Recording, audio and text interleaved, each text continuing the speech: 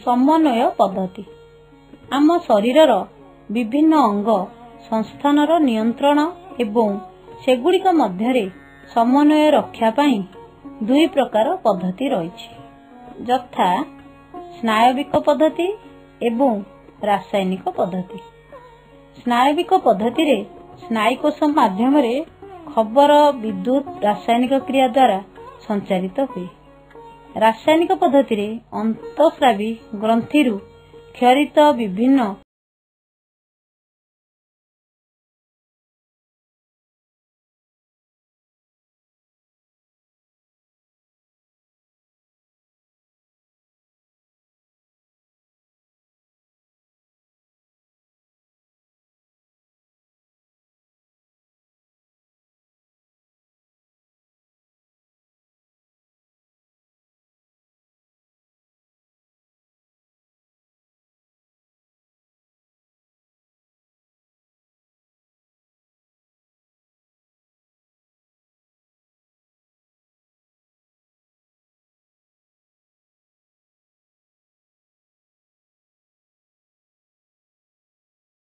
अंतःस्रावी तंत्र। समस्त अंतःस्रावी ग्रंथि को नहीं आम शरीरर अंतःस्रावी तंत्र गठित। स्नायुतंत्र और अंतःस्रावी तंत्र परस्पर मध्यरे समन्वय रक्षा करी कार्य करती। तेणु एहाकू स्नायु अंतःस्रावी तंत्र कहा जाए। मानव शरीर रे थिबा विभिन्न अंतःस्रावी ग्रंथिर अवस्थिति क्षरित हार्मोन एवं सेमानकर कार्य विषय रे वर्णना निम्न रे दिया जायछि। मानव शरीर रे विभिन्न अंतःस्रावी ग्रंथिर अवस्थिति।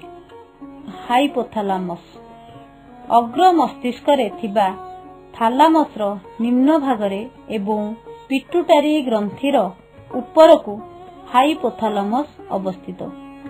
हाइपोथालामस को केतक रिलीजिंग हार्मोन एवं तीनोटी इनहिबिटिंग हार्मोन क्षरित हुए।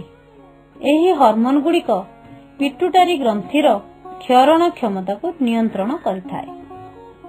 पिट्यूटरी ग्रंथि हाइपोथालामस सहित एक छोट वृंत साहाय्य लगी रही थाए। एही ग्रंथि दुईटी पृथक खंड को नहीं गठित यथा एडिनोहाइपोपाइसिस न्यूरोहाइपोपाइसिस। एडिनोहाइपोपाइसिस को क्षरित हार्मोन नाम और कार्य। ग्रोथ हार्मोन यह शरीरर वृद्धि नियंत्रण करे। बाल्यावस्था रे एहार क्षरण कम हेले व्यक्तिर शरीर बामन प्राय हुए। एहाकू बामनता कहा जाए। किंतु जदि एहार क्षरण अधिक हुए अत्यधिक वृद्धि घटी व्यक्ति 8 ରୁ 9 फुट पर्यंत उच्च हुए। एहाकू अतिकायत्व कहा जाए। प्रोलैक्टिन यह मार स्तन्य ग्रंथि उपरे प्रभाव पकाए। फल शिशु पाई सेथिरे क्षीर तैयारी हुए। फॉलिकल स्टिमुलेटिंग हार्मोन यही हार्मोन डिंबाशय पुट्टिका वृद्धि कराए। ल्यूटिनाइजिंग हार्मोन एही डिंबोदय कराई डिंबाशय डिंबाणु बाहर करिबारे सहायक हुए। थायराइड स्टिमुलेटिंग हार्मोन थायराइड ग्रंथि थायरॉक्सिन हार्मोन क्षरण को यह नियंत्रण करे। एडिनोकॉर्टिकोट्रोफिक हार्मोन एही हार्मोन एड्रिनल ग्रंथिर क्षरण प्रक्रिया को नियंत्रण करे। न्यूरोहाइपोपाइसिस क्षरित हार्मोन नाम और कार्य। ऑक्सीटोसिन पिला माने देखुथिबा गोटे गाय को जे कोनोसी समय रे दुहिले तार चिररु क्षीर बाहरे नाही। चिर को किछि समय बाछुरी चुचुमिबा परे दुहिले चिररु क्षीर बाहरे। बाछुरी चिर को चुचुमिले गायर पिट्यूटरी ऑक्सीटोसिन हार्मोन क्षरित होई स्तन्य ग्रंथि उपरे प्रभाव पकाए ओ क्षीर झरे। ऑक्सीटोसिन रो अन्य एक कार्य हेउछि प्रसव समय रे एहा मां गर्भाशय पेशी उपरे प्रभाव पकाए। गर्भाशयर संकोचन फल रे शिशु जन्म हुए। ଭାସୋପ୍ରେସିନ୍। ଭାସୋପ୍ରେସିନ୍ର ପ୍ରଭାବରୁ ବୃକକର ମୂତ୍ରଜନ ନଳିକାରୁ ଜଳ ପୁନଃ ଶୋଷିତ ହୁଏ। ସେଥିପାଇଁ ଏହି ହର୍ମୋନର ଅନ୍ୟ ନାମ ହେଉଛି ଏଣ୍ଟିଡାଇୟୁରେଟିକ୍ ହର୍ମୋନ। ଯଦି କୌଣସି କାରଣବଶତଃ ପିଟୁଟାରିରୁ ଅଳ୍ପ ପରିମାଣର ଭାସୋପ୍ରେସିନ୍ କ୍ଷରିତ ହୁଏ, ତେବେ ସେହି ବ୍ୟକ୍ତି ଗୋଟିଏ ଦିନରେ ପାଖାପାଖି 20 ଲିଟର ପର୍ଯ୍ୟନ୍ତ ପରିସ୍ରା କରେ। ଏହି ଅବସ୍ଥାକୁ ଡାଇବେଟିସ୍ ଇନସିପିଡିସ୍ ବା ବହୁମୂତ୍ର ରୋଗ କୁହାଯାଏ। ଏହା ମଧୁମେହ ବା ଡାଇବେଟିସ୍ ଠାରୁ ଭିନ୍ନ।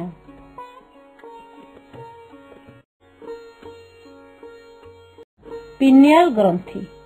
ପିନିଆଲ ଗ୍ରନ୍ଥି ଅଗ୍ର ମସ୍ତିଷ୍କର ଛାତରେ ରହିଛି। ଏହା ଆକାରରେ ଅତ୍ୟନ୍ତ ଛୋଟ, ଓଜନ ମାତ୍ର 150 ମିଲିଗ୍ରାମ। ଏଥିରୁ ମେଲାଟୋନିନ୍ ନାମକ ହର୍ମୋନ କ୍ଷରିତ ହୁଏ।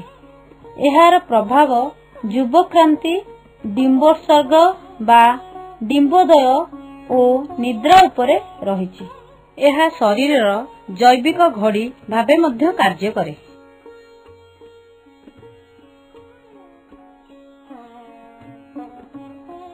ଗ୍ରନ୍ଥି।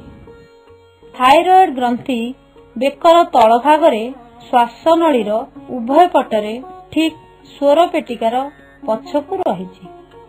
ଏଥିରୁ ମୁଖ୍ୟତଃ ଥାଇରୋକ୍ସିନ୍ ହର୍ମୋନ କ୍ଷରିତ ହୁଏ।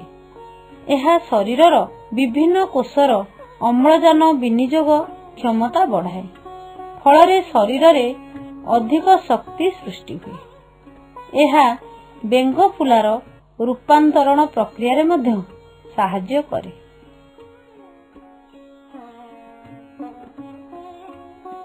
ପାରାଥାଇରଏଡ୍ ଗ୍ରନ୍ଥି। ଥାଇରଏଡ୍ ଗ୍ରନ୍ଥି ଉପରେ 4 ଗୋଟି ଅତି କ୍ଷୁଦ୍ର ପାରାଥାଇରଏଡ୍ ଗ୍ରନ୍ଥି ରହିଛି।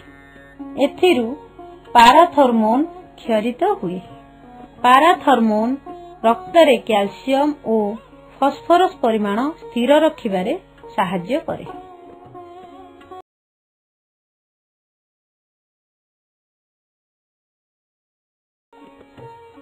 ଏଡ୍ରିନାଲ ଗ୍ରନ୍ଥି। ଆମ ଶରୀରର 2ଟି ବୃକକର ଉପରି ଭାଗକୁ ଲାଗି 2ଟି ଏଡ୍ରିନାଲ ବା ଅଧିବୃକକ ଗ୍ରନ୍ଥି ରହିଛି। ଏଥିରୁ ଅନେକ ଗୁଡ଼ିଏ ହର୍ମୋନ କ୍ଷରିତ ହୁଏ। ସେଥିମଧ୍ୟରୁ ଏଡ୍ରିନାଲିନ୍ ଅନ୍ୟତମ। ଏହି ହର୍ମୋନ ଆକସ୍ମିକ ଆଘାତ, ଭୟ, ଅବଶ ଓ ଉତ୍ତେଜିତ ଅବସ୍ଥାରେ କ୍ଷରିତ ହୁଏ। ତେଣୁ ଏହି ଗ୍ରନ୍ଥିକୁ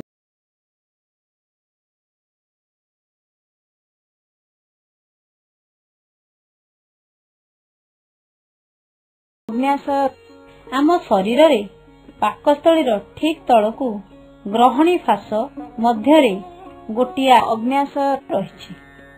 ଏହା ଏକ ମିଶ୍ରିତ ଗ୍ରନ୍ଥି, କାରଣ ଏଥିରୁ ଏନଜାଇମ୍ ଓ ହର୍ମୋନ ଉଭୟ କ୍ଷରିତ ହୁଏ। ଅଗ୍ନ୍ୟାଶୟର ହର୍ମୋନ କ୍ଷରଣ କରୁଥିବା ଅଂଶକୁ ଆଇଲେଟସ୍ ଅଫ୍ ଲାଙ୍ଗରହାନ୍ସ କୁହାଯାଏ। ଏହି ଅଂଶରେ ଆଲଫା କୋଷ, ବିଟା କୋଷ ଓ ଡେଲ୍ଟା କୋଷ ପରି ସ୍ରାବୀ କୋଷମାନ ରହିଛି। ଆଲଫା କୋଷରୁ ଗ୍ଲୁକାଗନ, ବିଟା କୋଷରୁ ଇନ୍ସୁଲିନ୍ ଓ ଡେଲ୍ଟା କୋଷରୁ ସୋମାଟୋଷ୍ଟାଟିନ୍ ହର୍ମୋନ କ୍ଷରିତ ହୁଏ। ଇନ୍ସୁଲିନ୍ ଶରୀରରେ ଶର୍କରା ପରିମାଣ ସ୍ଥିର ରଖେ। ଇନ୍ସୁଲିନ୍ର ଅଭାବରେ ରକ୍ତରେ ଶର୍କରା ପରିମାଣ ବଢ଼ି ମଧୁମେହ ରୋଗ ହୁଏ। ଶୁକ୍ରାଶୟ। ଆମ ଶରୀରର ଶୁକ୍ରାଶୟ ଥଳି ମଧ୍ୟରେ 2ଟି ଶୁକ୍ରାଶୟ ରହିଛି। ଶୁକ୍ରାଶୟ ମଧ୍ୟରେ ଥିବା ଲେଡିକ୍ କୋଷରୁ ଟେଷ୍ଟୋଷ୍ଟିରନ୍ ନାମକ ଏକ ପୁରୁଷ ହର୍ମୋନ କ୍ଷରିତ ହୁଏ।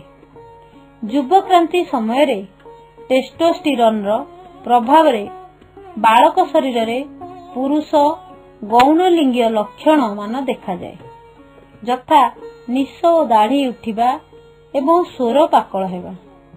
ଟେଷ୍ଟୋଷ୍ଟିରନ୍ ଶୁକ୍ରାଣୁ ଉତ୍ପତ୍ତିରେ ମଧ୍ୟ ସହାୟକ ହୁଏ। ଏହି ହର୍ମୋନର ଅଭାବରେ ନପୁଂସକତା ଦେଖାଯାଏ।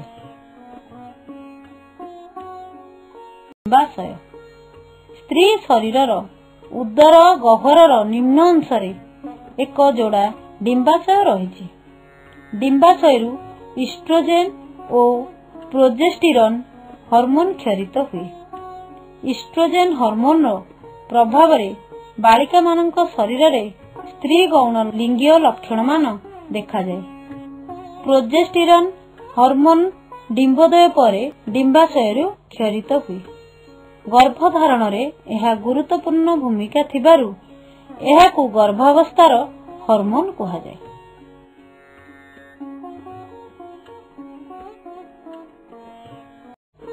ଭ୍ରୂଣବନ୍ଧ। ଭ୍ରୂଣବନ୍ଧ ମା ଓ ଗର୍ଭାଶୟସ୍ଥ ଶିଶୁ ମଧ୍ୟରେ ଥିବା ଏକ ଜୈବ ସଂଯୋଗ। ଏହା ଏକ ସାମୟିକ ଅନ୍ତଃସ୍ରାବୀ ଗ୍ରନ୍ଥି। ଏଥିରୁ କ୍ଷରିତ ହର୍ମୋନ୍ ମାନଙ୍କ ମଧ୍ୟରେ କୋରିଓନିକ୍ ଗୋନାଡୋଟ୍ରପିକ୍ ହର୍ମୋନ୍ ଅନ୍ୟତମ। ଗର୍ଭବତୀ ମହିଳାମାନଙ୍କର ମୂତ୍ର ସହିତ ମିଶି ଏହି ହର୍ମୋନ୍ ଶରୀର ବାହାରକୁ ଆସେ। ତେଣୁ ଡାକ୍ତରମାନେ ମୂତ୍ରକୁ ପରୀକ୍ଷା କରି ଏହି ହର୍ମୋନ୍ର ଉପସ୍ଥିତିରୁ ଜଣେ ମହିଳା ଗର୍ଭଧାରଣ କରିଛି କି ନାହିଁ ତାହା ଜାଣିପାରନ୍ତି। ଏହା ଗର୍ଭ ସଂସାରର ନିର୍ଣ୍ଣୟନ ପରୀକ୍ଷା।